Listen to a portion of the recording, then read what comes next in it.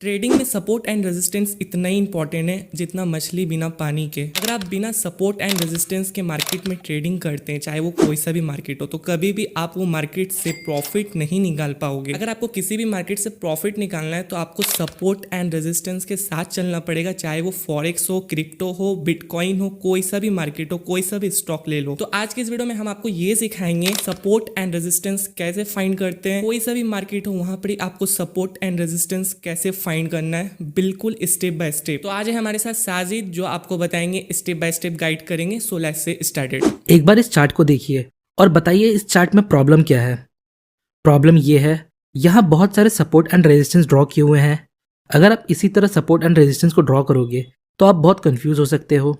For example, suppose price यहाँ एक pull back लेता है और इसी सपोर्ट के पास हम बाई करते हैं, तो हम इस चार्ट के अकॉर्डिंग प्रॉफिट कहाँ बुक करेंगे?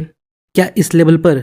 क्योंकि हमने यहाँ बहुत से लेवल ड्रॉ किए और ये भी एक लेवल है, तो हमने जस्ट यहाँ बाई किया और यहाँ सेल कर दिया, तो क्या ये सही है? बिल्कुल नहीं। बहुत सारे लेवल आपको कंफ्यूज कर सकते हैं। इसलिए आज के वीडियो में हम देखेंगे कैसे हमें मार्केट कंडीशन के according support and resistance level को इंपॉर्टेंस देना है, कैसे और कहाँ सपोर्ट एंड रेजिस्टेंस लेवल को ड्रॉ करना है, और लास्ट में कुछ ट्रेडिंग स्ट्रैटेजीज को देखेंगे। फर्स्ट ऑफ ऑल, हमें मार्केट कंडीशन के हिसाब से सपोर्ट एंड रेजिस्टेंस को इंपॉर्टेंस देना है, क्योंकि सर्टेन मार्केट कंडीशन के अकॉर्डिंग ये एक दूसरे से ज़्यादा स्ट्रांग हो सकते हैं। फॉर एग्जाम्पल, अगर मार्केट अप ट्रेंड में है तो यहाँ सपोर्ट ज़्यादा स्ट्रांग होगा। यहाँ देखिए, हमने सपोर्ट लेवल ड्रॉ किया और रेजिस्टेंस लेवल ड्रॉ किया। अब आप बताइए, यहाँ सपोर्ट ज़्यादा स्ट्रांग है या रेजिस्टेंस? आइए देखते हैं। ये पहला रेजिस्टेंस और प्राइस ने इसे ब्रेक कर दिया। ये दूसरा, ये भी ब्रेक हो गया, और ये तीसरा रेजिस्टेंस और ये भी ब्रेक हो गया। अब सपोर्ट को देखिए, ये पहला सपोर्ट है, प्राइस ने इसे ब्रेक नहीं किया। ये दूसरा, ये भी ब्रेक नहीं हुआ, और ये तीसरा और ये भी ब्रेक नहीं हुआ। तो आप देख सकते हो, एक अप ट्रेंड में जो रेजिस्टेंस होता है उसका ब्रेक होना स्वाभाविक है और ये लॉजिकल है, क्योंकि अगर अप ट्रेंड में रेजिस्टेंस ब्रेक नहीं होगा तो हमें हाई एंड हायर लोस कैसे मिलेगा? So in an up trend support level resistance level से ज़्यादा पावरफुल होता है। उसी तरह डाउन ट्रेंड में रेजिस्टेंस सपोर्ट से ज़्यादा पावरफुल होता है। यहाँ देखिए, ये हमारा रेजिस्टेंस है और ये सपोर्ट। प्राइस यहाँ सपोर्ट को ब्रेक करता है, फिर यहाँ और फिर यहाँ, बट प्राइस यहाँ रेजिस्टेंस को रिस्पेक्ट करता है, उसे ब्रेक नहीं करता, क्योंकि ये स्वाभाविक है। जो सपोर्ट लेवल है उसका डाउन ट्रेंड में ब्रेक होना स्वाभाविक है, तभी हमें lower low and lower highs का फॉर्मेशन मिलेगा, और lower low and lower high का फॉर्मेशन मतलब डाउन ट्रेंड, ये हम सभी को पता है। So in a down trend resistance is more powerful than support. So now the question is, हमें support and resistance level draw कैसे करना है? यहाँ देखिए, मार्केट अभी अप ट्रेंड में है, तो अप ट्रेंड के समय हमें सपोर्ट को ज़्यादा अटेंशन देना है। सो हमें यहाँ सपोर्ट लेवल ड्रॉ करना है। तो इसके लिए हमें मोस्ट रिसेंट स्विंग को देखना होगा। तो ये एक स्विंग पॉइंट है और ये एक स्विंग है और ये भी है, तो हमें रिसेंट के दो स्विंग पॉइंट्स को देखना है जो ये पॉइंट्स है। नाउ अब हम रेक्टेंगल बॉक्स के हेल्प से सपोर्ट लेवल को ड्रॉ करेंगे कुछ इस प्रकार। ये रेक्टेंगल टूल आपको टूल बॉक्स के सेक्शन में मिल जाएगा। याद रखिएगा, सपोर्ट एंड रेजिस्टेंस कोई स्ट्रेट लाइन नहीं होता, ये एक जोन होता है। इसलिए हम सपोर्ट या रेजिस्टेंस लेवल ड्रॉ करने के लिए रेक्टेंगल बॉक्स का यूज करते हैं, जिससे हमें मैक्सिमम टच मिलता है। हालांकि आप लाइन का भी यूज कर सकते हो, पर फिर भी आपको उसे एक जोन की तरह ट्रीट करना चाहिए, ना कि एक लाइन की तरह। नेक्स्ट, यहाँ भी हमने एक सपोर्ट लेवल ड्रॉ किया इन पॉइंट्स को लेते हुए। नाउ अब इन लेवल्स को देखिए, हमने यहाँ सपोर्ट लेवल क्यों नहीं ड्रॉ किया? फर्स्ट ऑफ ऑल, ये हमारे करंट प्राइस से बहुत दूर है। इतने दूर का लेवल हमारे लिए अभी किसी काम का नहीं है। सेकंड, अगर प्राइस इन लेवल तक पहुंचता है तो क्या हम यहाँ बाई करेंगे? आंसर है नहीं, क्योंकि सपोज अगर प्राइस यहाँ पहुंचता है, इसका मतलब मार्केट अब डाउन ट्रेंड में है और हमें डाउन ट्रेंड में बाइंग को अवॉइड करना है, क्योंकि हमें ट्रेंड के साथ ट्रेड करना है। आइए कुछ एग्जाम्पल देखते हैं। तो यहाँ मार्केट डाउन ट्रेंड में है, मतलब यहाँ हमें रेजिस्टेंस को ज़्यादा अटेंशन देना है। जब प्राइस रेजिस्टेंस के पास आएगा तो हम प्राइस एक्शन और कैंडलस्टिक को देखकर ट्रेंड के साथ ट्रेड ले सकते हैं। सो हमें रिसेंट दो स्विंग पॉइंट के बेस पर रेजिस्टेंस लेवल ड्रॉ करना है।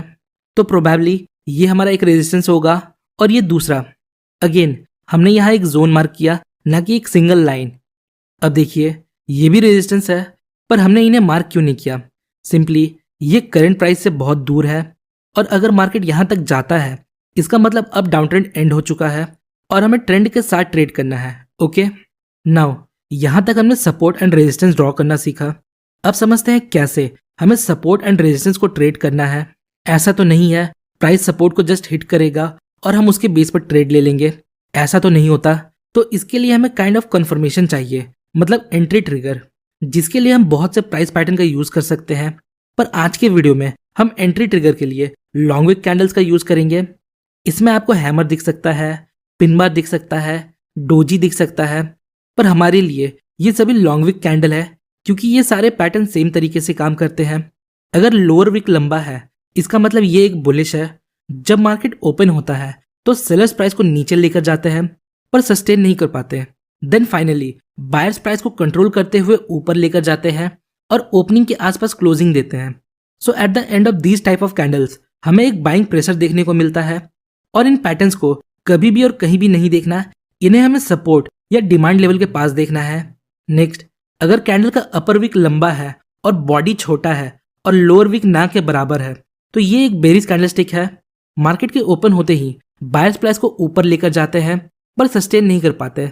देन फाइनली सेलर्स उस टाइम पीरियड में डोमिनेट करते हुए प्राइस को नीचे लेकर आते हैं और क्लोजिंग देते हैं।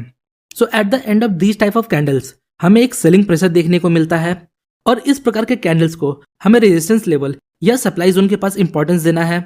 आइए कुछ एग्जांपल देखते हैं। यहाँ देखिए मार्केट अप ट्रेंड में है। नेक्स्ट, यहाँ हमने सपोर्ट लेवल को ड्रॉ किया।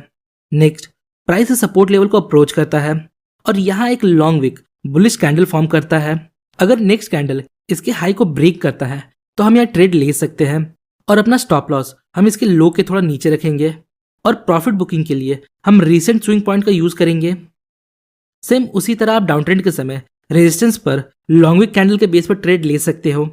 नाउ अब बात करते हैं रेंज मार्केट का, कि अगर करंट टाइम फ्रेम में मार्केट रेंज में है तो क्या हमें सपोर्ट पर बाई करना चाहिए या रेजिस्टेंस पर सेल। देखिए, अगर करंट टाइम फ्रेम में मार्केट रेंज में है तो हमें बिगर टाइम फ्रेम को देखना है। अगर बिगर टाइम फ्रेम में मार्केट अप ट्रेंड में है तो हमें करंट टाइम फ्रेम के रेंजिंग मार्केट में सपोर्ट पर बाइंग ट्रेड्स को फाइंड करना चाहिए, जिसके लिए हम अगेन लॉन्ग विक कैंडल का यूज कर सकते हैं। और अगर बिग टाइम फ्रेम में मार्केट डाउन ट्रेंड में है तो हम करंट टाइम फ्रेम के रेंज मार्केट में रेजिस्टेंस के पास सेलिंग अपॉर्चुनिटीज को फाइंड कर सकते हैं। फॉर एग्जांपल, यहाँ मार्केट रेंज में है, हम कंफ्यूज्ड है यहाँ रेजिस्टेंस पर सेल करें या सपोर्ट पर लॉन्ग ट्रेड लें। नेक्स्ट, हम बिग टाइम फ्रेम को देखते हैं। यहाँ बिग टाइम फ्रेम में मार्केट डाउन ट्रेंड में है, मतलब हमें करंट टाइम फ्रेम में रेजिस्टेंस के पास सेलिंग अपॉर्चुनिटीज को फाइंड करना है और इस प्रकार हम बड़े टाइम फ्रेम के ट्रेंड को फॉलो करके ट्रेड ले सकते हैं। तो कुछ इस प्रकार आप सपोर्ट एंड रेजिस्टेंस को ड्रॉ कर सकते हो और उसके बेस पर ट्रेड ले सकते हो। सो होपफुली गाइस आपको इस वीडियो से थोड़ी इन्फॉर्मेशन मिली होगी। अगर आपको वीडियो इन्फॉर्मेटिव लगी तो वीडियो को लाइक और चैनल को सब्सक्राइब जरूर करें। मिलते हैं नेक्स्ट वीडियो में, तब तक के लिए बेस्ट ऑफ लक।